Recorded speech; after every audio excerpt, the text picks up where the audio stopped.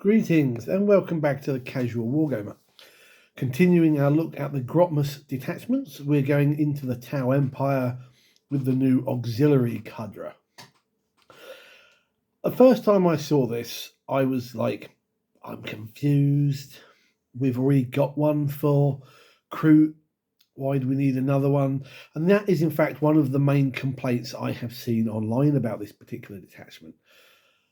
It wasn't what people wanted. People wanted something that was perhaps more suited to battle suits, where we got to see them used, whereas opposed to Carrion and Montcar, a little bit too restrictive on when their abilities take place. Everybody plays Retaliation Cadre.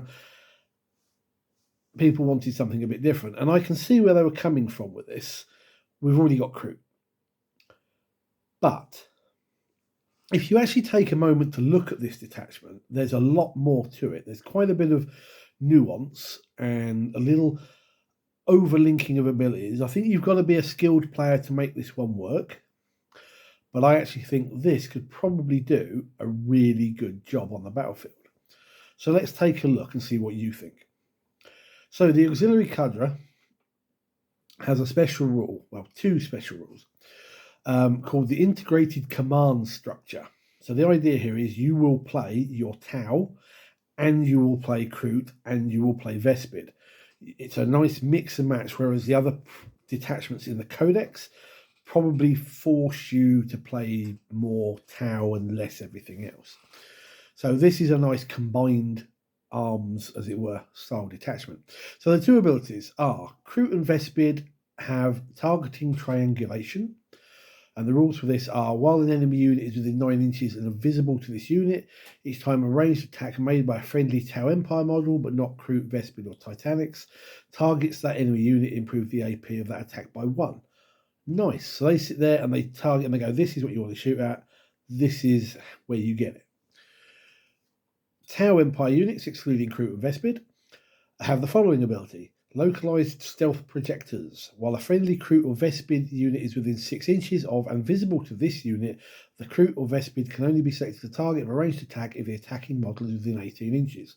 So basically, your auxiliaries, your Tau and your Kroot, are sat up there going, this is where you want to do, this is where you want to shoot him, blah, blah, blah. And your Tau units are going, hey, don't look at the guy behind the curtain, look at us. Protecting your auxiliaries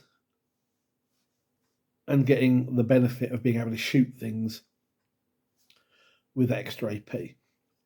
It's nice. I think the only downside is you are likely to want to need, that's bad English, isn't it? You're going to want or need to have a lot of Kroot, maybe not so much the Vespids. I mean, Vespids are okay, but I think people are likely to have more Kroot in their armies. But this could be, as some people have said, a detachment designed to make you go out and buy Kroot and Vespid models because of how good I think this detachment is. And I can see that. Enhancements. Obviously, you have 4. You have Student of Carrion, which goes on a Kroot Shaper. In the declare battle formation step, you can select up to 3 Kroot or Kroot Carnivore or Kroot Fast Stalkers from your army and give them the Deep Strike ability. So you can drop them in later on. I'm guessing the idea of this is to A, help you with things like behind enemy lines and capture table quarters, but it's also, I suppose, is once your Tau units move up, you can drop these things around them to benefit from that integrated command structure. The Admired Leader for 20 points, only a Tau model. Tau Empire, but not Kroot.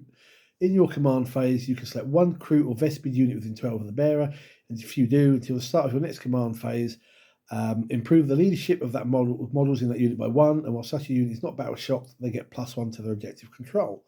Nice. I like that. Fanatical Convert for 10 points. Kroot model only, they gain the benefit, that unit gains the benefit of for the greater good. So you're getting extra abilities. Nice. And Transponder Lock module for 25 points. Tau Empire Walker model with the Deep Strike ability only. So this is your battlesuit characters. The bearer's unit can be set up using the Deep Strike ability in the reinforcement steps of the first, second, or third movement phase, regardless of any mission rules. They become drop pod. During your first movement phase, when you set up your bearer's unit, it must be set up within 12 inches of one or more friendly Kroot or Vespid units and not within 9 inches of one or more enemy units. So if you drop it down straight away, like a drop pod, it's got to be near something of yours. That's the downside. But that, I can see you having some use with that, depending on mission and deployment and things what have you. 25 points seems a little high, but I guess they know what they're talking about. All in all, though, I think you've got some nice enhancements. As I said at the beginning, I think if you are a skilled player and you know what you're doing with this detachment, these have all got really good abilities that you can then utilise to help you win the game. Stratagems. Experimental modifications. In your shooting or fight phase, select one Kroot or Vespid unit from your army that has not been selected to shoot or fight, and until the end of the phase, increase the AP of their weapons by 1. Very nice. I always kind of got the impression that Kroot were meant to be the assault melee models in your army, even though they're not very good at it. This makes them slightly better. Likewise, Vespid are normally fairly pants in combat. This gives them a little bit more of an edge. Nice. Multi-sensory scanning. In your shoot or fight phase, you select one Tower Empire unit from your army that's not been selected to shoot or fight. So at the end of the phase, each time a model in that unit makes an attack, you get to re-roll wound rolls of 1. Or if the unit is Kroot or Vespid, you re-roll the wound roll instead. Again, very nice and boosting those auxiliary units. Interlocking maneuvers for 1 CP. End of the fight phase. Sorry, I should say that. All these, I think, are 1 CP. All these are 1 CP. End of the fight phase, one Tower Empire unit for your army that is eligible to fight this phase. If your unit is not within engagement range of one or more enemy units, it can make a normal move of 6 inches. Otherwise, your unit can make a fallback move, but it cannot embark within a transport if it disembarks from a transport this turn. So basically, it lets you, once you've, you had your fight phase, if you've won, it lets you move a little bit further towards an objective maybe, or towards something you need to be doing. Otherwise, you can fall back out of the combat, ready for something else to maybe to charge in or something to shoot. Strategies. Pheromone waypoints. In your movement phase, one Kroot or Vespid Stingwings unit from your army that's not been selected to move until the end of the phase. Each time your unit advances, do not make an advance roll for it. Instead, they just move 6 extra to their movement. So that's nice. Again, it's getting your Kroot and your Vespids further up the table to where you want them to be. Alien expertise. In your movement phase, one Tower Empire unit from your army. Until the end of the turn, your unit is eligible to shoot in the turn in which it advanced. If it is Kroot or Stingwings, until the end of the turn, your unit is eligible to declare a charge on the turn in which it advanced as well. Nice.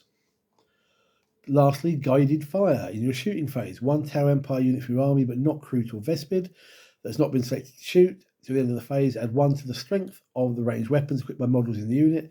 If your unit is wholly within 9 inches of one or more Kroot or Vespid units, you get to add +2 to the strength of ranged weapons instead. Very nice. So it very much is a detachment that requires you to be playing a nice mix of Tau and auxiliaries. I don't know how much people will go out and buy a load of Vespid, but I can certainly see people going out and buying a load of Kroot to go with this if they didn't have them already. Kroot obviously haven't been selling. I like it. It's a very nice detachment. Once you see past the initial, we've already got a Kroot detachment. It's not a Kroot detachment. It's a combined arms for Tau.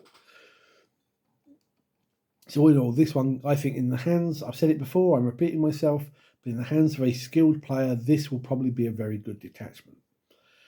But what are your thoughts? It gets a big thumbs up from me. I likes it.